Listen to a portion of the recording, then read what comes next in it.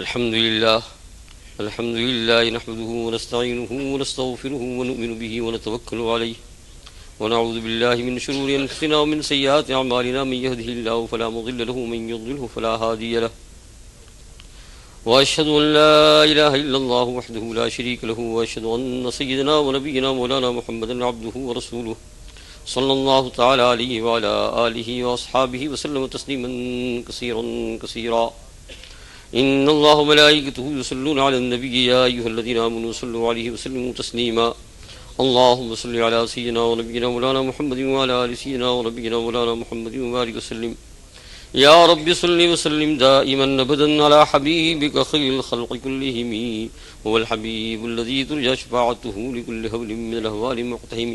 میرے محترم دوست اور بزرگوں، کل جو ہے وہ طباء کے اوپر سے عبداللہ ابن عباس رضی اللہ تعالیٰ عنہ کی ایک بات آپ کو بیان کر رہا تھا، ہے نا؟ یعنی صحابہ کرام رضوان اللہ تعالیٰ اجمعین نے جانے کی تیاریوں کے اندر، یعنی آخرت میں اللہ پاک یہاں جانے کی تیاریوں کے اندر کیا کچھ نہیں کیا ہے، بلکہ انہوں نے جو ہے جیتی جاگتی دنیا کے اندر یوں کر لیا تھا اپنے آپ کو کہ ہم کہاں رہتے ہیں؟ قبر میں رہتے ہیں. حدیث پاک میں بھی آتا ہے کہ جب جو ہے صبح ہو جائے تو شام کا انتظار مت کر، شام ہو جائے تو صبح کا انتظار مت کر. وہ مراقبہ ان کے سامنے رہتا تھا، وہ کیسی کچھ تیاریاں کی ہے. اور ان باتوں کے بیان کرنے کی وجہ اور سبب یہ ہوتا ہے کہ اس کو دیکھ کر، ان کو سن کر ہمارے اندر بھی کیا ہو جائے، وہ جذبہ آ جائے. وہ یہ بات تو ساری امت جانتی ہے، اس میں کسی کا اختلاف نہیں ہے کہ صحابہ کرام رضوان اللہ تعالی اجمعین کے مرتبے کو تو کوئی پہنچ سکنے کا نہیں ہے. لیکن اللہ جل شانہ کی جو عنایت صحابہ کے اوپر ہوئی، باقی امت کے اوپر بھی ہے، درجہ بدرجہ، اور قیامت تک ہوتی رہے گی. حضور اکرم صلی اللہ علیہ وسلم نے ایک مرتبہ صحابہ کے سامنے فرمایا کہ میرے دوست بعد میں آنے والے ہیں. صحابہ نے فرمایا کہ ہم دوست نہیں ہیں. کہا کہ وہ ایک عجیب دوست ہے، مفہوم یہ آتا ہے کہ میرے بعد آئیں گے جنہوں نے مجھ کو دیکھا نہیں ہوگا، اور وہ لوگ جو ہے میری باتوں کو سن کر ایمان لا کر مجھ سے اتنی محبت کریں گے کہ ان کا پورا مال و متاع جان کے بدلے میں اگر ان کو ایک مرتبہ دیکھنا نصیب ہو جائے تو سب قربان کرنے کے لیے تیار ہو جائیں گے. اور واقعی امت میں ہے آج کون نہیں ہے بھائی؟ اگر علماء فتویٰ دے دے، اولیاء فتویٰ دے دے کہ جس کی گردن کاٹ لی جائے اس کو حضور صلی اللہ علیہ وسلم زیارت پہلے ہو جائے گی، لیکن فتویٰ دے تو بولے یوں تو خودکشی ہوگی، تو کریں گے کہ نہیں؟ بھائی میں دیکھ لیا حضور کو، اچھا آپ کاٹ دو گردن. دیکھ لیا حضور کو، اب کیا کر دو؟ کون تیار نہیں ہے؟ وہ سب تیار ہے ماشاءاللہ. ہاں، تم یوں نہیں سمجھنا کہ میرے دل میں نہیں آتا ہے، وہ تو آ ہی جاتا ہے. یعنی پہلے حضور کو دکھاوے، پھر آپ کی گردن کو کیا کرے؟ کاٹ دے، تو تیار ہو جائیں گے نا ماشاءاللہ. لیکن فتویٰ دے تو کوئی، کیونکہ یوں پھر یہ بھی مسئلہ آئے گا کہ حرام ہوگا تو پھر حضور نہ خود ناراض ہوں گے. یہ حجۃ الوداع کے اندر حضور صلی اللہ علیہ وسلم نے 100 اونٹ کی قربانی کی. کتنی؟ 100 اونٹ. یہ ہے حضور صلی اللہ علیہ وسلم کا فقر و فاقہ تھا، وہ اختیاری تھا. ہم نے کی 100 اونٹ کی. یہ اونٹ تو مشکل سے اس میں بیٹھ کر وہاں جو ہے عرفات کے میدان میں حساب کیا کرے گی، تیرے پاس کتنے ریال آئیں گے، تیرے پاس کتنے ریال آئیں گے، تیرے پاس 100 اونٹ. اور 63 اونٹ خود اپنے دستے مبارک سے آپ نے نحر فرمائے. کتنی طاقت بھی دی تھی اللہ نے، دیکھو تو صحیح. اور حجۃ الوداع میں جو آپ کی آخری اب عمر ہے، اس کے بعد تو اللہ پاک یہاں جانا ہو رہا ہے. ضعف 63 اونٹ، اور تم سے اور مجھ سے ایک مرغی بھی مشکل سے نہیں کاٹے نا. یہ کاٹو تو کہ میں دیکھوں نہیں، کاٹ دیتا ہوں، مٹھی جبائی نہیں امگی. یہ ہے نا، یہ کیا حضور صلی اللہ علیہ وسلم اللہ جل شانہ نے ساری قسم کی قوت سے. اور نحر فرمایا. نحر کا معنی اونٹ کو کھڑے رکھ کر کیا کرنا؟ ذبح کرنا. وہ ایک مخصوص طریقہ ہوتا ہے، آج بھی ہوتا ہے. اس کی 3 ٹانگ کو باندھ کر کے ایک چھوڑ کر کے پھر یہاں پھرا دیتے ہیں، پھر وہ دھرم سے گر جاتا ہے. تو کہتے ہیں حدیث پاک میں یہ الفاظ آتے ہیں کہ جب آپ اونٹ کی قربانی کرنے لگے اور اونٹوں کو لایا گیا وہاں سے میدان سے اور آپ کے سامنے اور لائن لگائی ان کی، تو کہتے ہیں ان کو زیادہ ہانکنا نہیں پڑتا تھا. حدیث پاک میں آتا ہے کلہن یصدلفن الیہ، ہر ایک اونٹ آگے بڑھ کر آپ کی گردن آپ کے پاس لے جاتا تھا کہ میرے کو جلدی کیجیے. یعنی دھکا دھکی اونٹ کیوں کرتے تھے کہ میرے کو پہلے، میں رہ نہیں جاؤں، کہ میرا مرتبہ ہے کہ نبی آخر الزمان کے دست مبارک سے میرے گلے پر چھری پھرے، اور رحمت کی چھری. ایک تو یہ ہے کہ آپ غصے میں کسی کو مارے، وہ بات اور ہے، لیکن یہ کیسی قربانی. تو اونٹ سمجھ رہے ہیں اور آنکھوں میں آنسو آ رہے ہیں، آنکھوں میں آنسو آ رہے ہیں، جو پیچھے ان کی آنکھوں میں آنسو آ رہے ہیں، روتے ہیں اونٹ باقاعدہ. اور ایک کو یوں کرتا ہے، اور جب ایک کو آپ نہر کر کے فارغ ہوتے ہیں تو دوسرا جلدی سے آگے بڑھتا ہے. ان کو لانا نہیں پڑتا ہے، دھکیلنا نہیں. کلہن یصدلفن، آگے بڑھ رہے ہیں ایک دم. گویا وہ جو ہے حضور صلی اللہ علیہ وسلم ایسے عاشق تھے، ہے نا، کہ اگر جو ہے میری زندگی میں نہیں آئے تو میرے جنازے میں ہی آ جائے. زندگی میں اگر آپ نہ مل سکے تو کہاں آ جائے؟ جنازے میں آ جائے. وہ ان کا موقع تھا کہ اونٹ جو ہے وہ آگے بڑھتے تھے، اتنا عشق تھا ان کو. یہ ہے. تو میرے عزیز دوست اور بزرگوں، ساری امت کے لیے حضور صلی اللہ علیہ وسلم شفقتی دعائیں اور سب کچھ کر لیا ہے، بہت سب کو کچھ چاہتے ہیں اور آج تک چاہتے ہیں. دیکھو جو رابطہ جوڑتا ہے کتنا جلدی رابطہ جڑ جاتا ہے. ہم کہاں، حضور کہاں 14 سال پہلے تو اللہ پاک کے گئے، آج بھی حیات النبی ہے، لیکن اس دنیا کی زندگی کی قید کو آپ نے 14 سال پہلے چھوڑا ہے. اور ہم جو ہے 14 سال کے بعد اس دنیا میں آئے، آنے کے بعد غائبانہ ایمان لائے. آج بھی جو آدمی کثرت درود وغیرہ سے جو محبت پیدا کرتا ہے تو اتنا جلدی کنیکشن جوڑ جاتا ہے، اتنا جلدی کنیکشن جڑ جاتا ہے کہ پوچھو نہیں. یہ کیوں؟ یہ اس لیے کہ اللہ کے رسول صلی اللہ علیہ وسلم کی شفقت ہے. ورنہ ہم کہاں کہ وہ کہاں کے، ہے نا. ہم جو ہے یورپ کے اندھیرے میں رہنے والے، کوئی کہاں رہنے والا، کوئی کہاں رہنے والا، کوئی بیچارہ پاکستان، کوئی ہندوستان، کوئی امریکہ، کوئی کینیڈا، کہاں اندھیرے میں مرد مومن رہنے والا. اور ذرا درود پاک پڑھنے لگا اپنے گھر کے اندر، اور ذرا حضور صلی اللہ علیہ وسلم کا خیال کرنے لگا اور محبت کرنے لگا دل کے اندر اور باتوں کو سننے لگا، فوراً جو ہے گیا مدینہ منورہ سے ایک رسی کیا ہو گئی، جڑ گئی. ایسی تو جڑ گئی کہ آپ پوچھے، ہے نا، رہتی نہیں. قدر کر لو اس کی. یہ صحابہ کرام نے قدر کی تھی. تب میں عبداللہ ابن عباس کا بیان کر رہا تھا. جانوروں نے، پرندوں نے، سب نے قبول کی. ایک مرتبہ حضور صلی اللہ علیہ وسلم سفر میں تھے، صحابہ کرام رضوان اللہ علیہم صاحب. قافلہ ایک جگہ پر ٹھہرتا تھا قافلہ، تھوڑی دیر پہ کچھ کھانے وغیرہ پہ تو ٹھہرا. حضور صلی اللہ علیہ وسلم بھی تشریف فرما تھے. یہ ہے الحمدللہ یہدیکم اللہ. تو آپ صلی اللہ علیہ وسلم تازہ وضو فرمایا. وضو فرمانے کے جب وضو فرمایا تو آپ نے آپ کے پاؤں مبارک کے اندر جو موزے تھے چمڑے کے، یہ آپ نے نکال کر ایک طرف رکھے. یہ ہے نا، یہ اس کو کیا کہتے ہیں، ساکس پہن کر سوک آ جاؤ، ہے نا، یہ ساکس. اور یہ جو ہے نا چمڑے کی جس کے اوپر مساو کرنے کے مسائل ہیں، تو یہ آپ صلی اللہ علیہ وسلم اکثر سفر میں استعمال فرماتے تھے. تو نکال کر رکھا اور آپ نے وضو فرمایا. وضو فرمانے کے بعد آپ جب تشریف لائے کہاں، وہاں جہاں موزے رکھے ہوئے تھے، تو ایک عقاب پر ایک پرندہ ہے، وہ ایک دم زور سے اڑتا ہوا آیا. آنے کے بعد آپ کے ایک موزے کو لے کر اڑ گیا. ایک نیچے، ایک موزہ کہاں، اوپر، ایک دم بہت اونچے لے کر. وہ پرندہ بہت اڑنے والا ہوتا ہے، بہت ہی اونچے چلا گیا، ہے نا. مولانا روم نے تو عجیب طریقے سے اس واقعے کو بیان کیا ہے. ایک دم اونچے لے کر گر گیا. آپ صلی اللہ علیہ وسلم کی آنکھوں سے وہ اوجھل ہو گیا، اتنا اونچے. اب صحابہ کرام بھی دیکھ رہے ہیں، غصہ آ رہا ہے سب کو کہ یہ کیسا اس نے کر دیا، اس کو نبی کا ادب نہیں، پاس نہیں، کیا ہو گیا، کس طریقے سے ہو گیا، کیا ہوا، شیطان تو نہیں آیا پرندے کی شکل کے اندر، کیا ہوا ایک دم. اور حضور صلی اللہ علیہ وسلم بھی دیکھ رہے ہیں. اور تھوڑی دیر کیا ہو رہے ہیں، آپ کو بھی ذرا تھوڑی پریشانی تو ہوتی ہے نا، علام الغیوب تو اللہ ہی ہے. لیکن اوپر جا کر پھر وہ مننے لگا اور اس نے اس موزے کو یوں اوندا کیا. موزہ تو اس کی چونچ میں تھا، لیکن موزے کو کیا کیا، اوندا کیا، تو دھڑام سے ایک سانپ نیچے اس میں سے گرا، اندر چلا گیا تھا. سانپ کا اندر چلا گیا، سانپ کو پٹکا. سب صحابے دیکھ رہے، اوپر سے پٹکا سانپ کو، نیچے سانپ مر گیا. اور پھر وہ چونچ میں موزہ لے کر خدمت میں آیا بہت ادب کے ساتھ. موزہ نہیں گرایا، بہت ادب کے ساتھ. آنے کے بعد آپ کی گود میں موزہ رکھا اور سامنے بیٹھ گیا. صحابہ کرام دیکھ رہے ہیں. یہی تو صحابہ کرام کے ایمان ہے. اور آپ گویا وہ کچھ بات کر رہا ہے اور آپ صلی اللہ علیہ وسلم سن رہے ہیں. صحابہ نہیں سن رہے، ہے نا، بات کر رہا ہے. گویا حضور صلی اللہ علیہ وسلم کو یوں کہہ رہا تھا وہ کہ بے ادبی اور گستاخی تھوڑی دیر کے لیے ہوئی، یہ معاف فرما دیجیے. میں بہت ہی آپ کے سامنے جو ہے یعنی بہت ہی لجاجت کے ساتھ مانگتا ہوں. اور میں اتنی دیر کے لیے بہت ڈرا ہوں جتنی دیر آپ کو اس کا علم نہیں ہوا صاحب کا، کہ کہیں بد دعا اور کہیں آپ کا دل رنجیدہ نہ ہو جائے. اور ابھی تو آپ سمجھ ہی گئے کہ وہ سانپ جو ہے اندر چلا گیا تھا شیطان کی وسوسے سے، اور اس نے ارادہ کچھ دوسرا کیا تھا. اللہ تعالیٰ نے مجھے حکم دیا، میں اس کو لے کر اوپر گرا اور اس کو میں نے کیا کر دیا، ختم کر دیا. یہ اور پھر مولانا روم نے تو یہاں سے رموز لکھنے لگے کہ کبھی بعض اوقات کچھ غم آتے ہیں، غم، اور آدمی اس پر ناراض ہوتا ہے. لیکن فرمایا نہیں، وہ ناراض مت ہو، یہ غم تیرے حق میں بہت خوشی لانے والا ہے، لیکن تو سمجھتا نہیں ہے. اس پر سے کہ حضور صلی اللہ علیہ وسلم کو چند لمحوں کا غم ہو گیا، لیکن اس کے بعد پھر جب اصل حقیقت معلوم ہوئی تو معلوم ہوا کہ یہ بہت خوشی کا موقع ہے نا. بعض اوقات آدمیوں کو کچھ غم آ جاتا ہے، یہ ہوا، وہ ہوا، وہ ہوا. عسیٰ ان تکرہوا شیئا وهو خیر لکم. تو میرے عزیز دوست اور بزرگوں، صحابہ کرام رضوان اللہ تعالی اجمعین ان چیزوں کو دیکھتے تھے اور اتنی محبت تھی حضور صلی اللہ علیہ وسلم سے، اور پھر آخرت کی تیاری کرتے تھے. کتنے صحابہ کے جو ہے دفن کے وقت عجیب عجیب معاملات ہوئے. میں آپ کو ہے نا عبداللہ ابن عباس رضی اللہ تعالیٰ عنہ کا واقعہ بیان کر رہا تھا گریز تک، اور اسی پر میں نے کہا کہ ابھی ٹھہر جاؤ، وقت زیادہ ہو گیا ہے. اور میں نے کہا کہ ان کی قبر کہاں ہے، طائف میں، کل سنا ہے.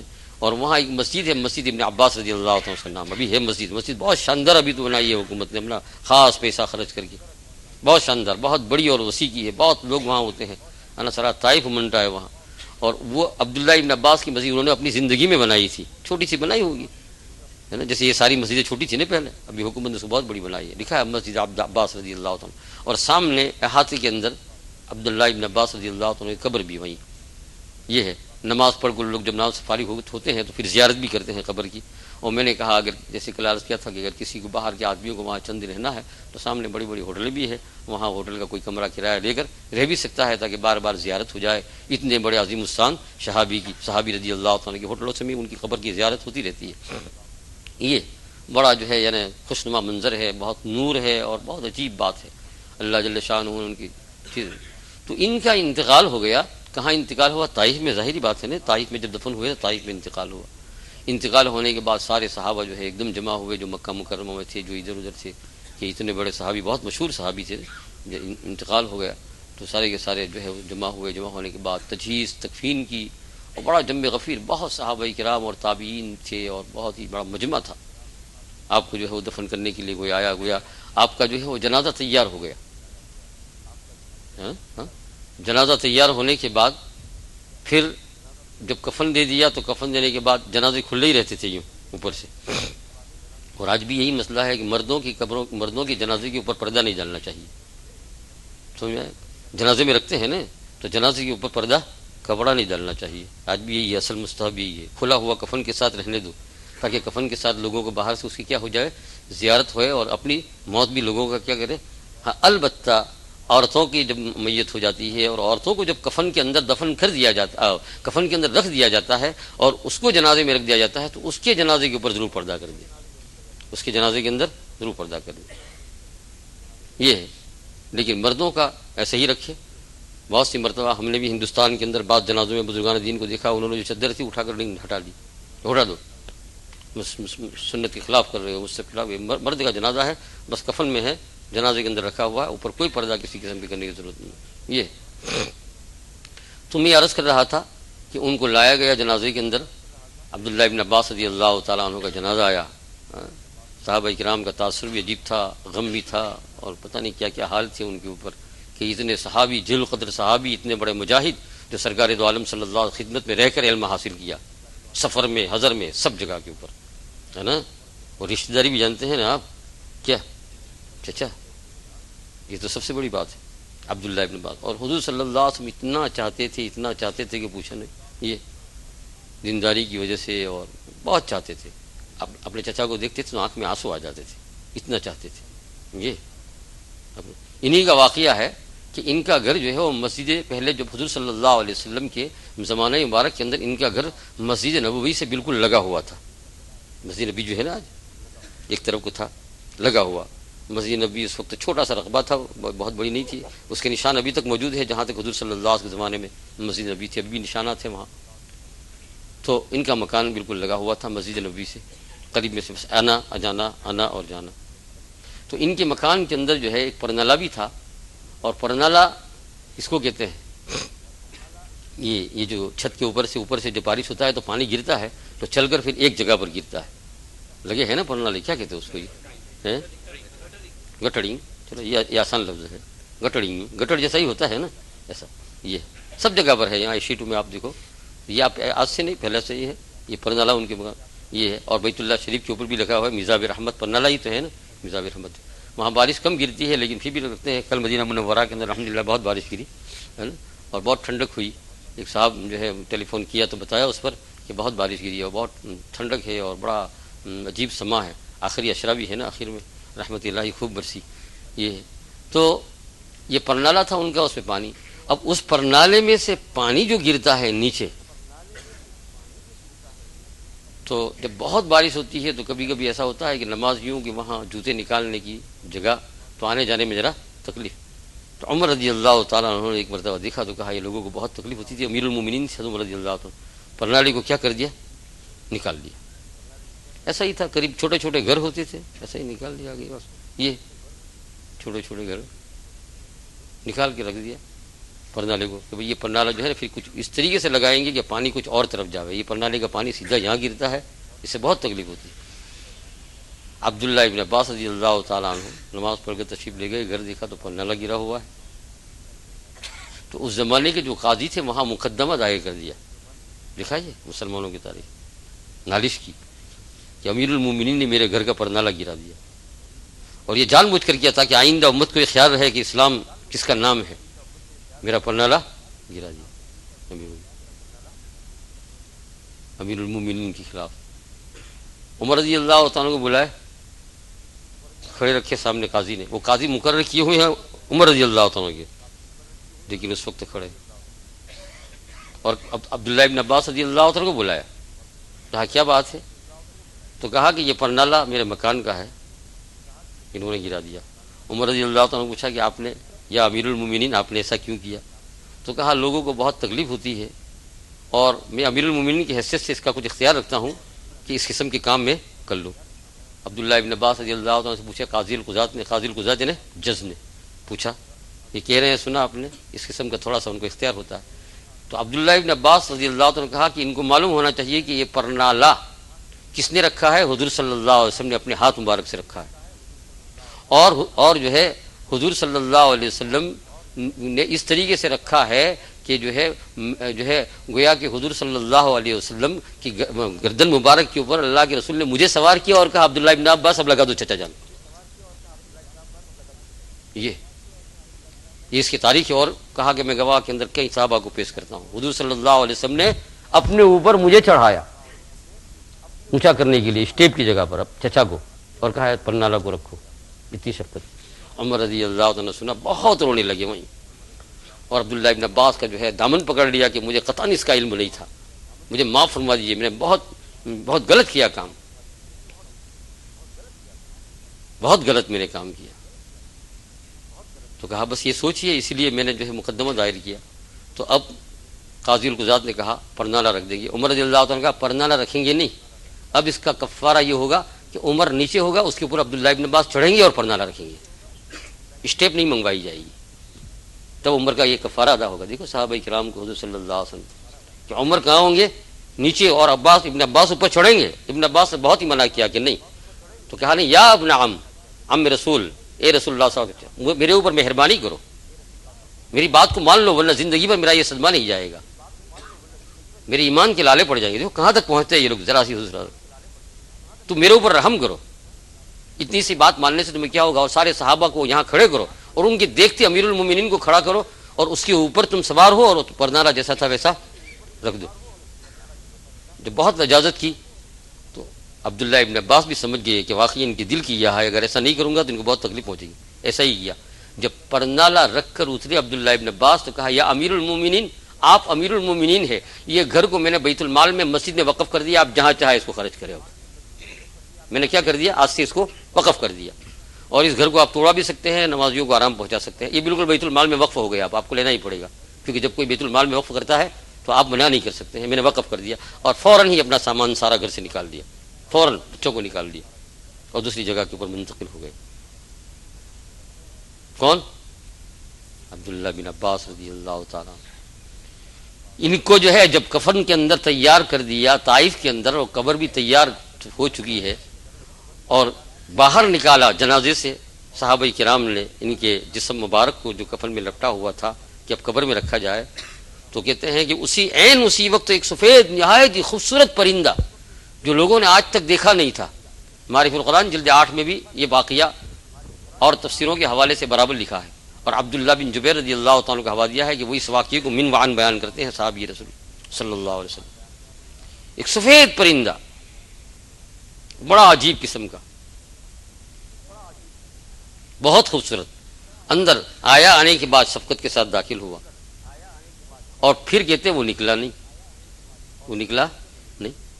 اور لوگوں نے کفن کو ٹچ کرنے کی ہمت بھی نہیں کی، کوشش بھی نہیں کی۔ صحابہ کرام بہت ہوشیار تھے، بہت جانتے تھے یہ کیا ہوا، یہ سمجھے کہ جو زندگی بھر کا ایک نور تھا، اس نور کے اندر یہ دوسرا نور داخل ہوا مزید قبر کے لیے۔ سب جانتے تھے، وہ جانتے تھے کہ نور کیا چیز ہے نا، پرندے کی شکل کے اندر نور، ایک نور داخل ہوا۔ انہوں نے قبر کے اندر پھر جو ہے آہستہ سے جسم کو اتارا، ابھی قبر بند نہیں کی تھی، اتنے میں سارے صحابہ قبر کے کنارے پر کھڑے ہوئے ہیں، اور قرآن پاک کی اس آیت کی آواز بڑی سہانی قرات کے اندر آ رہی ہے، کوئی دیکھ رہے، کوئی بھی پڑھ نہیں رہا ہے۔ آج کے زمانے میں تو کوئی شک بھی کرے کہ شاید کوئی ٹیپ ریکارڈر ڈال لایا ہو، لیکن اس کا تو وہ زمانہ تھا نہیں۔ اور کنارے پر آواز آ رہی ہے، چاروں طرف سنتے ہیں تو برابر قبر کے کناروں پر آواز آ رہی ہے، پڑھنے والا کوئی نظر نہیں آ رہا ہے۔ کیا آواز آ رہی ہے؟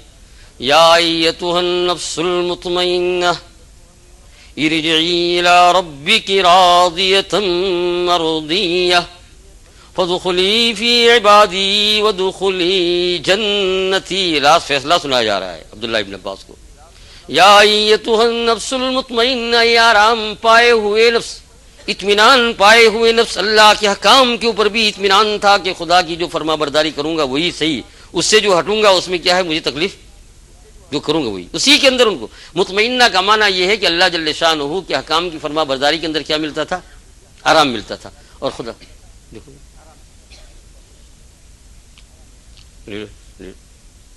کار ہٹانے کی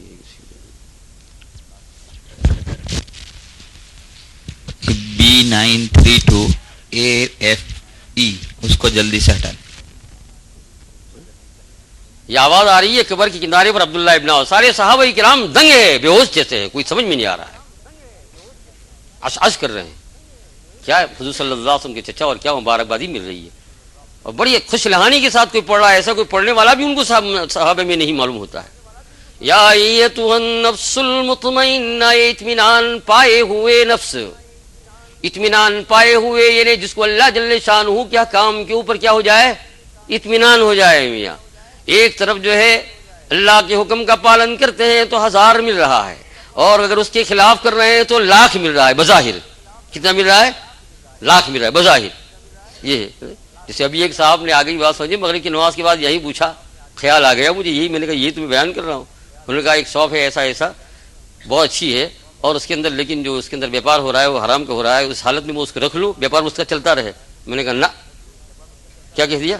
نہ، تم 10 میں راضی ہو جاؤ، جو اللہ راضی ہو کر دے 10 وہ بہت اچھے ہیں، اور جو ناراضی سے 1,00,000 ملے وہ بہت خراب ہے۔ مثال اس کی کیا ہے؟ مثال اس کی یہ ہے کہ تم کسی کے گھر مہمان جاؤ، اور مہمان جانے کے بعد مہمان جس کے گھر کے اوپر آپ اترے انہوں نے بہت عزت کی، یہ آپ تشریف لائے ماشاءاللہ، یہ وہ، جلدی سے گھر میں گئے اور کہا جو کچھ وہ حاضر حضور، وہ کھانا سب چنا، یہ وہ معمولی کھانا تھا، کوئی خاص نہیں تھا، یعنی انگلینڈ والوں کے اعتبار سے ہے نا، یہ کالنو کھیموت ہوتی ہے نہیں، جلدی سے گرم کر کے یہ وہ، لیکن بہت عزت کے ساتھ اکرام کے ساتھ، اور کہہ دیا کہ بھائی آپ کو بھوک لگی ہے، جو حاضر حضور میں پیش کرتا ہوں ذرا معاف کرنا، یہ وہ انشاءاللہ، یعنی کھانا کھلایا بڑے اکرام کے ساتھ، بہت عزت کے ساتھ لقمے دے رہا ہے، ڈال رہا ہے نا۔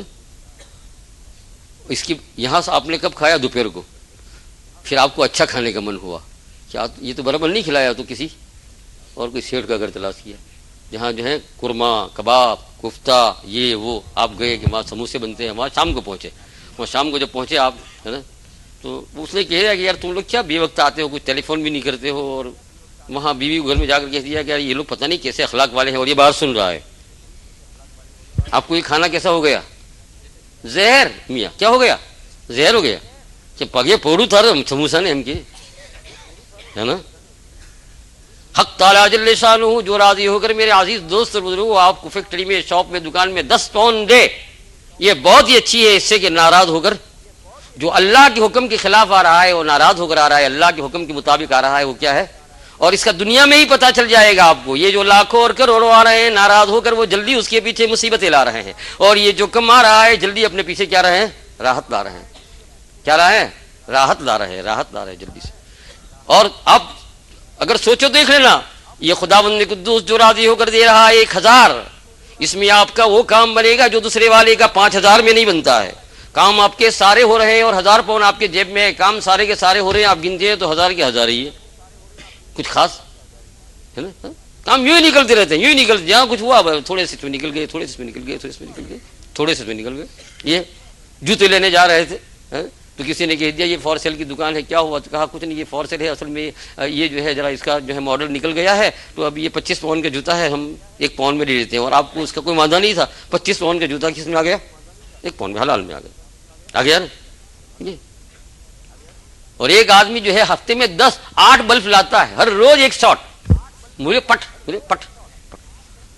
اور ایک آدمی ایسا ہے کہ اس کے دادا نے ایک بلب لا کر ڈالا ہے تو بیچارہ کہتا ہے ہمارا دادا ہے ان کی لو تو آپ بلب جو چالے. اس میں کیا ہو گئی؟ اور اس میں وہ خدا ناراض. یہ خدا اس کو دیکھتے رہو گھر کے اندر کیسا کیسا کام بنتا، کس طریقے سے کام بنتا. اور پھر سب سے بڑی بات یہ ہے کہ میاں خدا کو ناراض کر دیا، قربا وغیرہ سب کچھ ہے، لیکن اللہ جل شانہ نے یہیں پھانسا لگا دیا. خبردار نہیں کھا سکتا. کیا کرے؟ نہیں کھا سکتا، نہیں کھا سکتا، نہیں اتر نہیں رہا. اور ایک آدمی جو حلال طریقے سے ہے نا، یہ ہے 2 نمبر کا آٹا ہوگا، 1 نمبر کا آٹا ہوا گیا، کچھ بھی ہو، صبح سے کل کے ہو آج کے ہو، وہ لپا ماری لے اور ہضم بھی سب ہو جاتا ہے نا. ہضم بھی کیا ہو جاتا ہے سب. دیکھو یہ کون کھلا رہا ہے؟ اللہ. اور وہاں کس نے اسٹاپ کیا؟ سوچتے رہو اس کو. خدا بندے قدوس ناراض ہو کر مطمئن نہ اس کو کہتے ہیں. حضرت امیر المومنین سیدنا عمر الخطاب رضی اللہ تعالیٰ عنہ ایک مرتبہ سفر میں تھے، ہے نا. یہ امیر المومنین سیدنا الخطاب رضی اللہ عنہ اور سفر میں تھے تو چل رہے تھے، سواری بھی کرتے تھے. راستے میں چلتے بہت بھوک بھی لگی اور پیاس لگی، لیکن ایسے جنگلوں میں راستہ آ گیا کہ دور تک کہیں بستی نہیں ہے. اور وہ ہوٹلوں کا زمانہ تو تھا نہیں، ہے نا. ہوٹلوں کا زمانہ تھا ہی نہیں ہے کہ پیسے ہو تو بھی آپ کو کھانا نہ ملے. ایسا بھی بہت دور دور تک جو ہے مکانات نہیں ہوتے تھے. آپ تو یہاں گئے تو پھر کیفی، یہاں گئے تو پھر کیفی، یہاں گئے تو پھر کیفی، یعنی کیفی میں کیف آنے لگا، ہے نا. وہ زمانہ تو ایسا تھا نہیں. تو آپ کو بہت شدت کی پیاس بھی لگی اور بھوک بھی لگی. تو آپ نے ادھر ادھر نظر دوڑائی کہ تکلیف ہو رہی ہے، پانی کی بھی بھوک کی بھی. ایک جگہ پر دیکھا کہ ایک شخص چرواہا کہتے ہیں بکریوں کے چرانے والوں کو. چرواہا کس کو کہتے ہیں؟ بکریوں کے چرانے والے کو چرواہا کہتے ہیں. گائے کا چلانے والا اس کو بھی کہتے ہیں. آپ دیکھا کہ وہ کئی بکریوں کو چرا رہا ہے، اس کے آس پاس چل رہی ہے، وہ بیٹھا ہوا ہے. وہاں آپ تشریف لے گئے اور اس کو بلایا، کہا کہ تیرے پاس بکریاں بہت ساری ہے، دودھ بھی بھرا ہوا نظر آتا ہے، میں تمہیں پیسے دے دوں، تم اس میں سے مجھے تھوڑا سا دودھ نکال لو جس وقت میرا کام بن جائے. چرواہا نہیں جانتا تھا کہ یہ عمر ہے یا امیر المومنین ہے. اس نے کہہ دیا کہ بھائی یہ سب کچھ ٹھیک ہے، لیکن اصل میں یہ بکریاں میری نہیں، یہ بکریاں میں تو کسی کے جانور کو چراتا ہوں. یہاں یہ بکریاں ہیں کسی اور کی ملکیت کی. ایم کہ فیکٹری میں کپڑوں کرنے پہلا باننے دے دی دوں، ہوتا ہے نا. یہ سوچ لو، ساری باتیں سوچ لو. جب تقویٰ آئے گا تو دین آئے گا، تب خدا راضی ہوگا. تقویٰ اس کا نام ہے نا. ہاں ناجائز طریقے سے کسی کا پیسہ نہ آئے. رمضان میں خوب خدا سے مانگو یا اللہ کسی کا ہمارے پاس نہ آئے بس. یہ نہیں کہ باس گلا ہوتا، باس گیا بیچارہ باہر، باس فیکٹری والے کہتے ہیں نا، وہ گیا اور اس کو چھوڑ گیا. اور کوئی آیا تو کہ ایک یان دے دے، ٹھیک ہے نہیں ہے دیجیے نہیں تین ہوں خبر پڑوانی دے دی تو اللہ کہ ایسا یہ 20 پاؤنڈ کا بیچتا ہے تو تو 10 پاؤنڈ دے دے سستے میں، اور 10 پاؤنڈ کا اندر میں ڈال دیا. غلاظت پاخانہ ہے یہ، کھلم کھلا کیا ہے؟ غلاظت اور پاخانہ. ایک بزرگ نے کہا کہ ایک مرتبہ آدھا لڈو بین حرام کا میں نے کھا لیا، وہ بھول سے، لیکن بڑے بزرگ تھے تو اللہ جل شان ان کی گرفت فرمائی. بڑوں کی گرفت ہوتی. کہا 3 اور 4 مہینے ایسے ہو گئے کہ تہجد بھی چھوٹ گئی، اوابین چھوٹ گیا، سب چھوٹ گیا. فرض نماز کو بھی دل نہیں لگتا تھا اور رونا بھی چھوٹ گیا. خالی خشک آنکھ سے دعا کرتا تھا کہ یا اللہ اب تو ہی میرا مالک ہے، میرے پاس تو کچھ نہیں. آنکھ میں آنسو بھی ختم ہو گئے، سب کچھ ختم ہو گیا. آواز آ رہی تھی لڈو کھایا، سوچا نہیں حرام کا. لیکن وہ یہی کہتے رہے. تو پھر کچھ دنوں کے بعد دیوبند کی ولی اولیاء کرام میں سے عبداللہ ان کا نام تھا، عامی آدمی تھے، خدا نے ولایت دی تھی اور اولیاء متفق تھے اس کے اوپر کہ اس کو خدا نے ولایت دی ہے. وہ کام کیا کرتے تھے صوفی؟ جنگل سے گھاس کاٹ کر لاتے تھے، وہ گھاس کہ جو بالکل کاٹنا جائز ہے، اور اس کی گھاس جانتے ہیں نا بکریوں کے کھانے کا، اس کے پولے بناتے تھے. صبح میں جاتے تھے اور لا کر صبح میں لائن بند رکھ دیتے تھے، اور قیمت سب کی معین تھی، 4 پیسہ 3 پیسہ. اور سب کو کہہ جاتا کہ جس کو چاہے وہ لے لے، ایک پورا اٹھاوے، پیسے اتنے رکھ دے، چھوٹا لے کر آوے، چھوٹا یا نہیں میرے پاس. اور آپ ایک جگہ بیٹھ جاتے تھے، زیادہ بھی نہیں رکھنا اور کم بھی نہیں رکھنا. لوگوں کی لائن لگ جاتی تھی ان کے آنے سے پہلے وہ لینے کے لیے. کیوں کہ جو لوگ ان کی گھاس کو لے کر اپنی بکریوں اور گایوں کو کھلاتے تھے وہ دودھ سے بھر جاتی تھی. اتنے اللہ والے رات کو تہجد پڑھتے ہیں، روتے ہیں، اور یہ حلال کمائی، اور اتنے میں سے اپنے اور اپنے بچوں کا گزارا کرتے تھے. ہے نا. یہ عبداللہ ان کو کہتے تھے.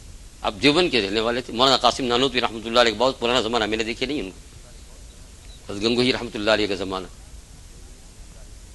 تو ان کے خیال میں آ گیا یہ بیچارے ادھر یہ بزرگ اللہ کو بار بار کہہ رہے اللہ ساری میری متاع ختم ہو گئی. تو اللہ جل شانہ نے ان کے دل میں القاء کیا.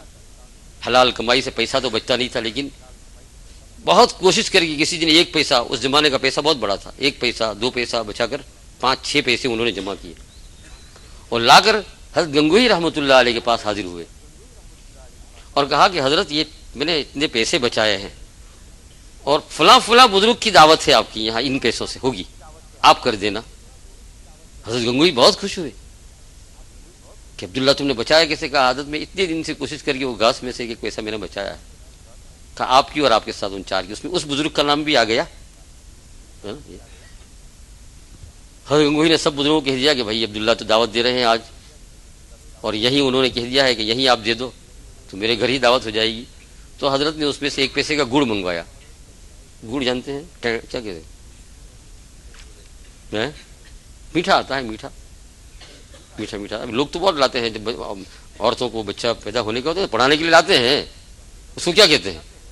گڑی کہتے ہیں. چلو گور 1 پیسے اور 1 پیسے کے چاول منگوائے اور لکڑیاں جلانے کے لیے خود وہ عبداللہ دے گئے تھے کہ جنگل کی مباح لکڑیاں ہیں, اور پکانے کے لیے ہانڈی بھی 1 پیسے کی منگوائی, نہیں جو مٹی کی بنتی ہے, سب نیا, کوئی چیز اس میں نہیں.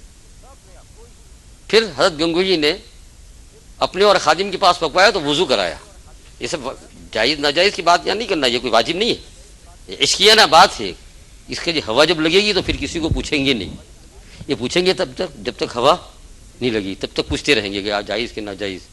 جب ہوا لگ جائے گی نا تو پوچھیں گے. مولانا قاسم نانوتوی رحمۃ اللہ علیہ نے حاجی امداد اللہ رحمۃ اللہ علیہ سے پوچھا, ان کے مرید تھے وہ, کہ حضرت اب فلانی جگہ پر نوکری کرتا ہوں تو اب فری آف چارج کرنا چاہتا ہوں, ایسا کروں یا نہ کروں؟ فرمایا یہ پوچھنا تمہارا اس بات کی دلیل ہے کہ ابھی پکی پوری بات نہیں آئی, ابھی تنخواہ لے کر کرتے رہو. جس دن پوری بات آ جائے گی تو حاجی امداد اللہ کو پوچھنے نہیں آئیں گے, کسی کو پوچھیں گے نہیں, کوئی جانے گا بھی نہیں, چڑیا بھی نہیں جانے گی. آپ لیں گے بھی لے کر واپس کر دیں گے, ان کو پتہ بھی نہیں ہوگا, جن کے پاس لی ان کو بھی, اس کو بھی پتہ نہیں ہوگا جس دن دل میں یہ بات آ جائے گی. تو ابھی تم پوچھ رہے ہیں, ابھی پورے ابھی بنے نہیں ہے, ابھی ٹک ٹک ہے نا, پورے بنے نہیں ہیں ابھی.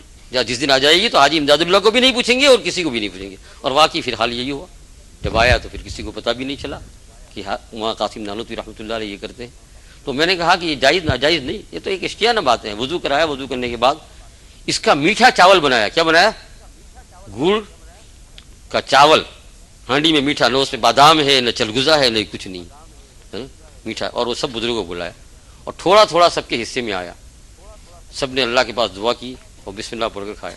جس بزرگ کو یہ عارضہ لاحق ہو گیا تھا انہوں نے کہا عصر کی نماز کے بعد حضرت گنگوہی نے یہ کھلایا. اس کے بعد میں جب مغرب کی نماز پڑھنے کے لیے گیا اور پھر میں اوابین میں اللہ نے مجھے کھڑا کیا تو مجھے یہ پتہ نہیں کہ عشاء کی اذان کدھر ہو رہی ہے. اتنا میں رو رہا ہوں, اتنا رونا مجھے آ گیا, سارا میرا دل کیا ہو گیا, رد و بدل ہو گیا. اور راتوں رات جاگنا شروع ہو گیا, اور پہلے سے جو حالت تھی اچھی اس سے ڈبل میری حالت اچھی ہو گئی. سب بنایا اللہ تعالیٰ نے. آج ہم اس کو سمجھتے نہیں ہیں نا. آپ کہتے دل نہیں لگتا ہے, کیوں نہیں, رونا کیوں نہیں آتا ہے, اس کو دیکھ لو اللہ. تو میں نے کہا عمر رضی اللہ تعالیٰ عنہ نے لکھا کہ دور سے کیا ہے, چرواہا ہے. یہی بات چل رہی تھی نا. دودھ اس کو پوچھا کہ نکال لے, تو کہا کہ ہماری ماں بہن بھی سوچے گھر میں سن رہی ہے, ہر وہ چیز جو شوہر لائے اس کو لپا لپ نہ کرے, ذرا تھوڑی تحقیق بھی کرے کیا ہے کہاں سے ہے. تو عبداللہ امیر المؤمنین سیدنا عمر الخطاب رضی اللہ تعالیٰ نے اس بکری کے چرانے والے سے پوچھا تھوڑا سا دودھ دے دو. اس نے کہا چرواہے نے مرد مومن, دیکھو اس زمانے کا چرواہا بھی کیسا, پھٹے پرانے کمرے میں, اور جانتا بھی نہیں کہ امیر المؤمنین ہے. یہ اس لیے کہہ رہا ہوں کہ جانے کہ امیر المؤمنین تو سارا ڈر سے ایسا کہہ دے, لیکن پتہ بھی نہیں اس کو, وہ تو جنگل میں. اس نے کہا کہ بھائی یہ تم دودھ مانگ رہے ہو لیکن بکریاں میری نہیں ہے, مالک کی ہے, میں اس کی اجازت کے بغیر آپ کو دودھ کیسے دے سکتا ہوں. عمر رضی اللہ عنہ دن میں سوچا کہ بات تو اس سے سچی کہی, لیکن ابھی اس کو ذرا اور آگے امتحان کرنا چاہیے تھوڑا اور, تاکہ دیکھیں کہ حضور صلی اللہ علیہ وسلم کی امت کے افراد اس جنگلوں کے اندر کس حال میں ہیں. ان کو کہا کہ پیچھے بیٹھ جاؤ, دیکھنی ایسا کر, اس میں سے ایک بکری تو مجھے بیچ دے, اس کی پوری پوری قیمت میں دیتا ہوں تجھے, کام آئے گا تجھے پیسہ, زیادہ مانگے زیادہ, تو جو مانگے وہ دیکھتا ہوں, ایک بکری دے دے. اور بکری گنتی میں کم ہوگی تو تم ایسا کرنا کہ تمہارے مالک کو یوں کہہ دینا کہ بھیڑیا اس کو کھا گیا. بھیڑیا ایک جانور ہوتا ہے جو بکری کھاتا ہے, اور عام طور سے جنگل میں ایسا ہوتا ہی رہتا ہے. وہ کہا تحقیق کرنے آئے گا اور تم چاہے تو تھوڑی ہڈیاں چمڑا پھینک دے. عمر رضی اللہ تعالیٰ دیکھ رہے کتنی بڑی لالچ کی بکریوں کو. کوئی جانے گا بھی نہیں, کہا میں ایک مسافر ہوں, یہاں سے چلتا پھروں گا, پھر اور کیا ہے, تمہارا کام, پیسے آ جائیں گے, تمہیں گھر میں کام لیں گے. تو چرواہا کھڑا ہو گیا اور کہا یبن الملک فائن اللہ.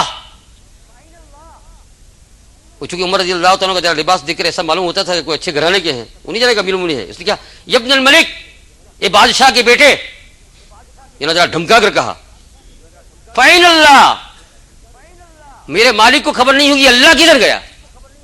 فائن اللہ, اللہ کدھر گیا اس کو تو معلوم ہے. کیا تم مجھے اس راستے پر ڈالنا چاہتے ہو؟ فائن اللہ, تمہارے پیسے کو ٹھوکر مارتا ہوں, اللہ کدھر ہے. عمر رضی اللہ تعالیٰ نے کہا کہ تم مجھے جانتے ہو میں کون ہوں؟ اللہ انا لا علم ہوں, میں صرف اللہ کو جاننے والا ہوں اور کسی کو نہیں جاننے والا ہوں. بہت گرم ہو رہا ہے. اس نے کہا انا عمر الخطاب. تو سہم گیا کہ عمر الخطاب کا رعب ساری نرم ہو گیا اور کہا اطمینان رکھ, تجھے دیکھ کر میں یہ کہہ رہا ہوں کہ جب تک حضور صلی اللہ علیہ وسلم کی امت کے افراد کے اندر ایسے لوگ ہوں گے تب تک کبھی اس کے اوپر عمومی عذاب آنے والا ہے ہی نہیں. عمومی عذاب آنے والا ہے ہی نہیں. رحمتیں تمہارے جیسے لوگ کھینچ کر لاتے, تم جیسے غربا.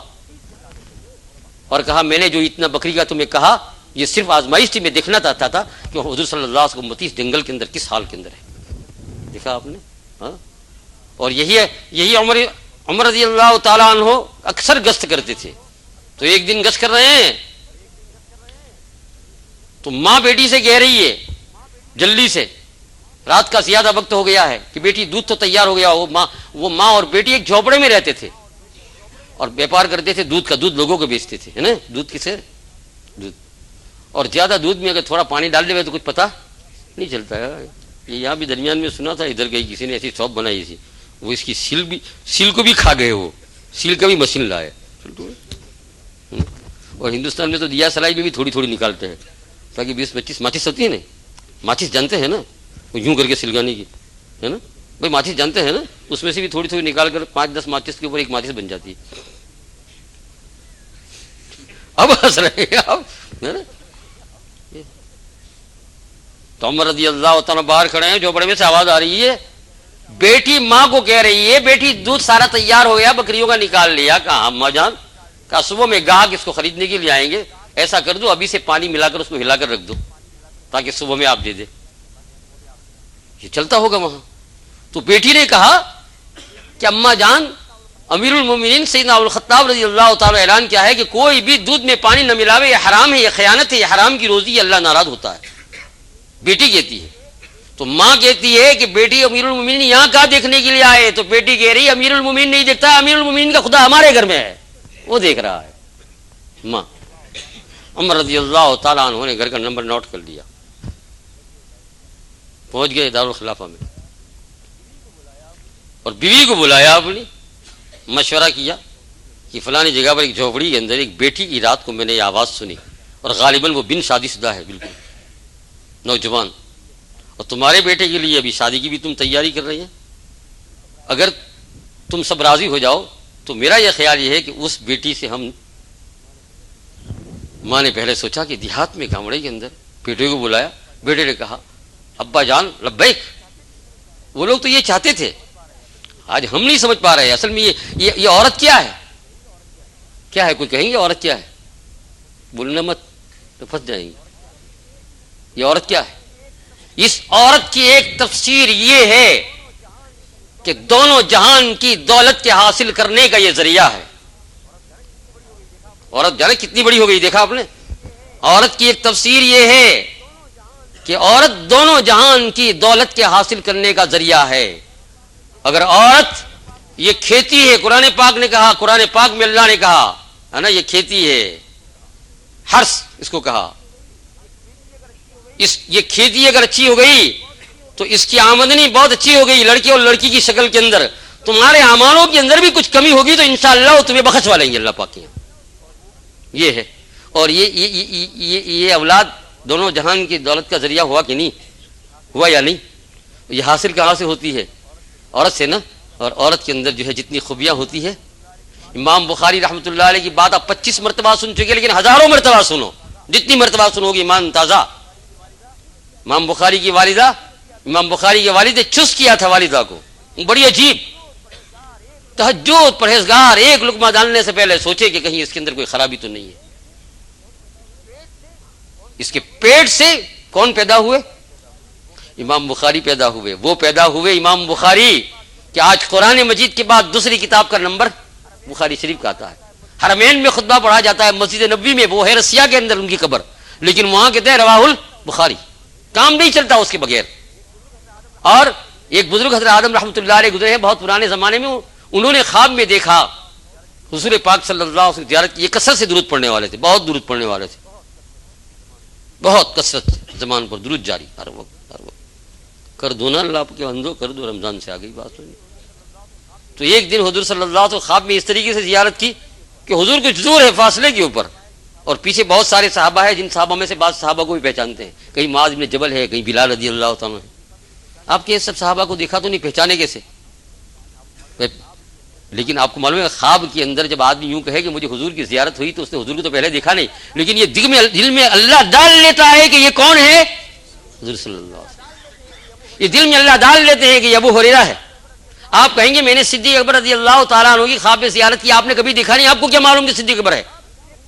لیکن خواب دیکھتے وقت آپ کے دل میں جب بیدار ہوں گے تو آپ کو یہی کہنا پڑے گا میں نے کس کی زیارت کی.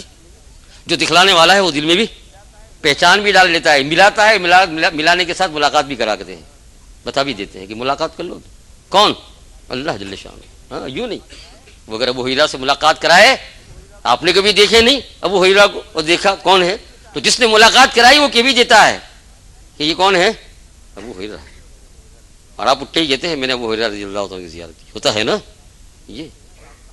تو بزرگ کہتے ہیں حضرت آدم رحمۃ اللہ علیہ کہ میں مجمع میں دیکھ رہا ہوں پیچھے سے کہیں ابو ہریرہ ہے، کہیں بلال حبشی ہے، کہیں کون، سارا بڑا مجمع ہے صحابہ کا.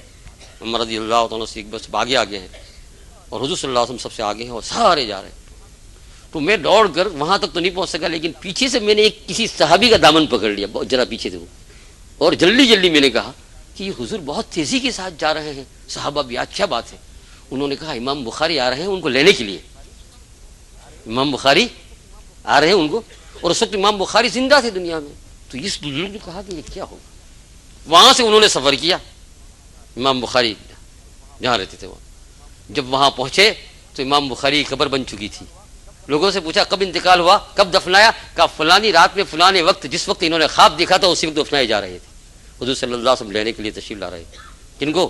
امام بخاری کو. اس لیے کہ حدیث پاک کی خدمت کے اندر پوری جان کو کیا کر دیا؟ وقف کر دیا. میرا عزیز دوست، تو امام بخاری کی والدہ یہ، اور امام بخاری مادرزاد اندھے، رو کر رات کو کہا اللہ دے دے اس کی آنکھ، تو اللہ تعالیٰ نے دے دی. تو عورت کی تفسیر سمجھ میں آئی.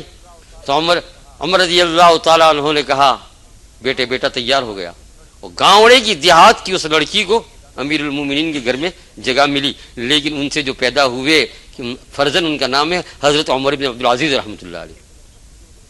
کتنے زبردست جل قدر صحابی آج تک جو ہے مت بھولی. بلکہ یوں کہا جا رہا ہے کہ 4 خلفاء کے بعد 5واں نمبر خلفاء میں ان کا بھی آتا ہے، لیکن چونکہ صحابی نہیں ہے تابعی ہے، وہاں تک مرتبے کو نہیں پہنچ سکتے. میرے پیارے دوست اور بزرگوں کو کہاں تک عرض کیا جائے. یہ ہے نفس مطمئنہ.